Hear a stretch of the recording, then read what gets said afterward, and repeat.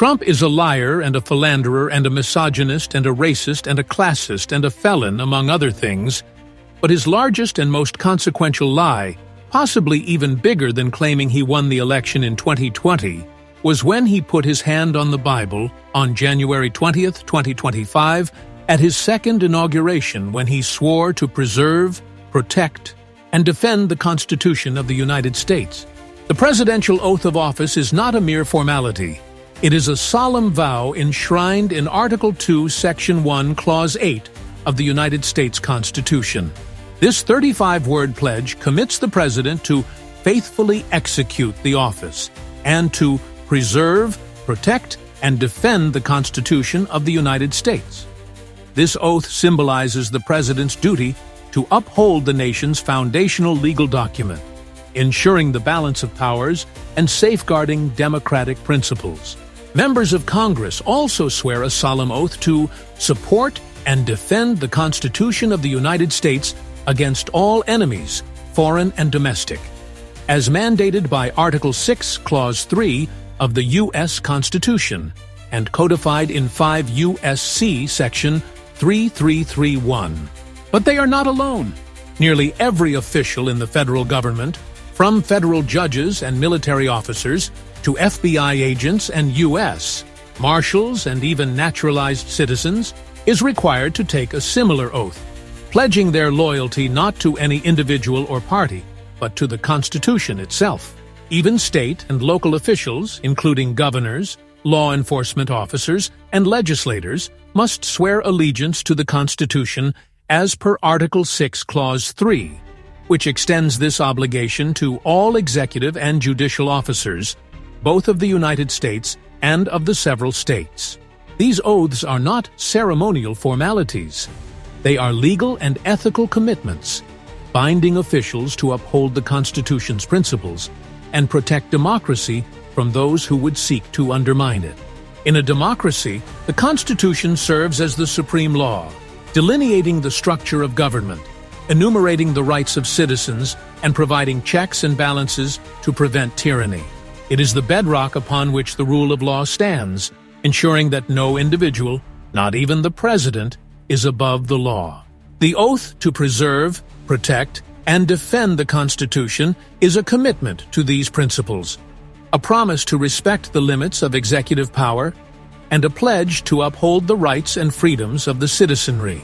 However, since assuming office in 2025, President Trump has repeatedly acted in ways that contradict this oath, undermining the very Constitution he swore to uphold. One of the most glaring examples is his issuance of Executive Order 14160, titled Protecting the Meaning and Value of American Citizenship, which seeks to end birthright citizenship for children of certain non-citizens. This order directly challenges the 14th Amendment's Citizenship Clause, which grants citizenship to all persons born or naturalized in the United States. Legal scholars have widely condemned this move as unconstitutional, and federal judges have issued preliminary injunctions blocking its enforcement. On January 27, 2025, Trump fired National Labor Relations Board NLRB member Gwyn Wilcox, marking the first time a president has removed a Senate-confirmed NLRB member prior to the end of their term. This move is alleged to violate the National Labor Relations Act, which stipulates that board members can only be removed for neglect of duty or malfeasance in office. Wilcox has since filed a lawsuit challenging her dismissal, asserting that it undermines the board's independence and breaches federal law. In addition to the NLRB firings, Trump dismissed 2 Democratic commissioners from the U.S. Equal Employment Opportunity Commission on the same day. These unprecedented actions have raised significant legal and ethical concerns, as they appear to contravene established protections designed to ensure the independence of such agencies. Critics argue that these dismissals are part of a broader strategy to dismantle governmental accountability mechanisms and consolidate executive power, actions that may infringe upon constitutional principles. These actions not only disrupt the functioning of critical federal agencies, but also challenge the constitutional framework that safeguards their independence from political interference. By removing officials without the cause required by law, the administration has set a concerning precedent that threatens the balance of power and the rule of law in the United States, as well as being unconstitutional. Furthermore, the administration's attempts to withhold federal funding to coerce states into compliance with federal directives have been deemed unconstitutional. The American Civil Liberties Union criticized these efforts, stating that Donald Trump's attempts to withhold vital funding to bully and coerce states into compliance is plainly unconstitutional, as is the power Trump has rewarded Elon Musk. By appointing Elon Musk to lead the Department of Government Efficiency, DOGE, through an executive order, President Trump has granted him unprecedented authority over federal operations. Critics argue that this move is unconstitutional, as it bypasses the Senate's advice and consent role outlined in Article 2, Section 2 of the U.S. Constitution. Furthermore, Musk's actions in this role have raised legal concerns. For instance, DOGE's access to sensitive personal data of federal employees without proper authorization has led to lawsuits alleging violations of the Privacy Act of 1974. Additionally, the dissolution of agencies like the U.S. Agency for International Development, USAID, by DOGE has been challenged as exceeding executive authority, potentially infringing upon powers reserved for Congress under Article 1.1 of the Constitution. Trump may be the frontman of America's democratic decline, but Elon Musk is its chief financial architect. Under Musk's leadership, Tesla, SpaceX, and X, formerly Twitter, have not only gutted labor rights, but have redefined corporate impunity. Musk has led some of the most aggressive anti-union campaigns in modern history, illegally firing workers for organizing, shutting down organizing efforts at Tesla factories, and openly mocking labor protections. His companies have pioneered mass automation without safety nets, displacing thousands of workers while reaping record-breaking subsidies from a government he claims to despise. When Musk slashed 80% of Twitter's workforce overnight, he didn't just cut costs, he destabilized livelihoods. And now, with Trump's deregulation policies in full swing, Musk and his billionaire allies are freer than ever to exploit, extract, and abandon, leaving behind an economy where workers are disposable, wages are stagnant, and wealth is concentrated in the hands of those who see humanity as an inconvenience. Trump must be proud. These actions not only violate specific constitutional provisions, but also erode the foundational principles of American democracy. A president who disregards the Constitution's constraints poses a direct threat and presents danger to the rule of law and the balance of powers. Such behavior reflects a profound disrespect for the office and a betrayal of the trust placed in the executive by the American people. Trump's re-election in 2024 raises troubling questions about the nation's collective understanding of civic duty and constitutional principles. It suggests a populace swayed by rhetoric over substance, willing to overlook or even endorse actions that undermine democratic norms. This complacency indicates a broader societal failure to value and uphold the principles enshrined in the Constitution, and a direct affront to our ancestors and to humanity. What would George Washington, Thomas Jefferson, Benjamin Franklin, or Abraham Lincoln of Trump's own party have to say? We don't need to wait for an admonition from the grave. As a nation, we need to galvanize and protect our Constitution.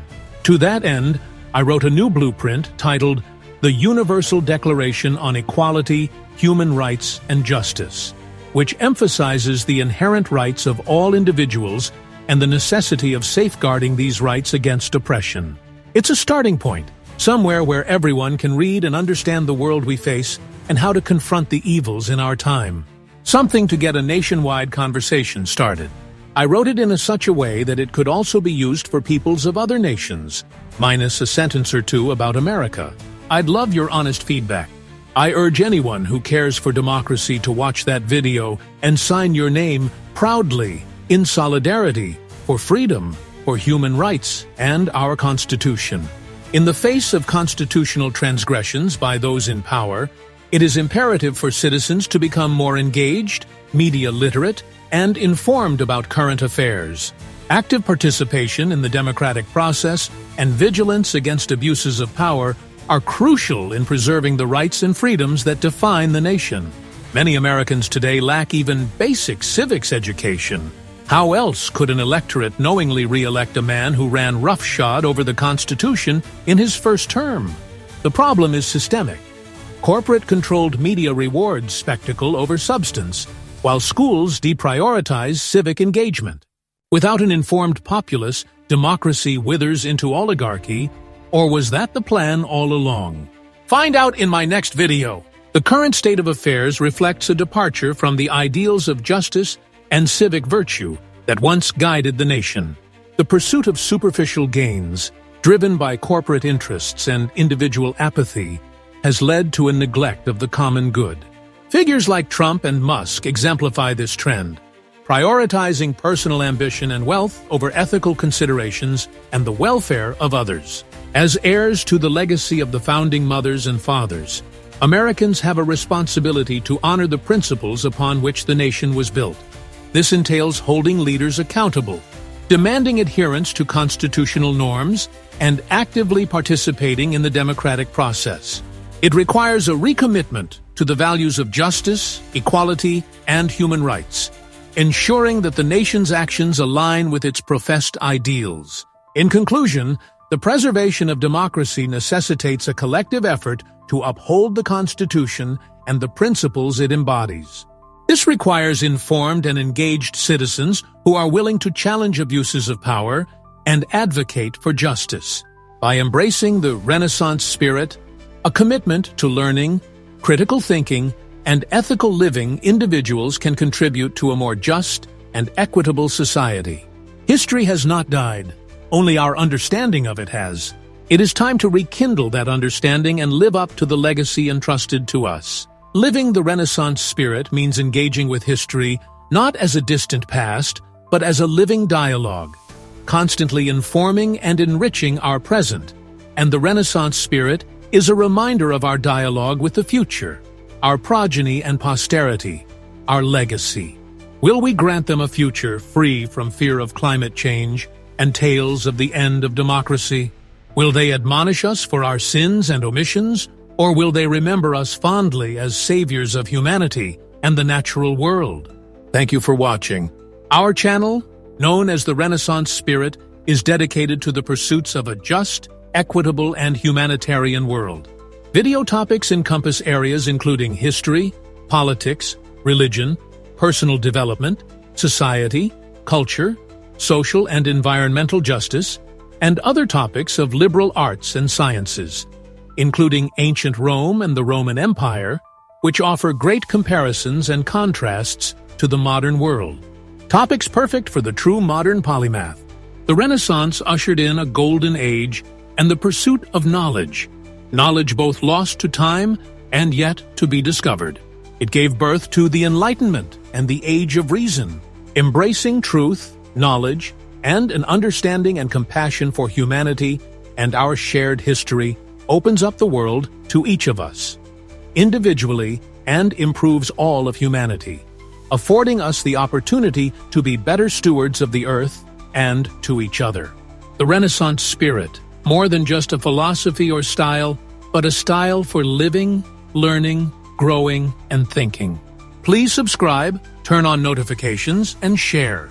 Watch the Universal Declaration on Equality, Human Rights, and Justice for a modern-day Declaration of Rights, and take our quiz next to see if you're a Renaissance spirit. Live the Renaissance spirit!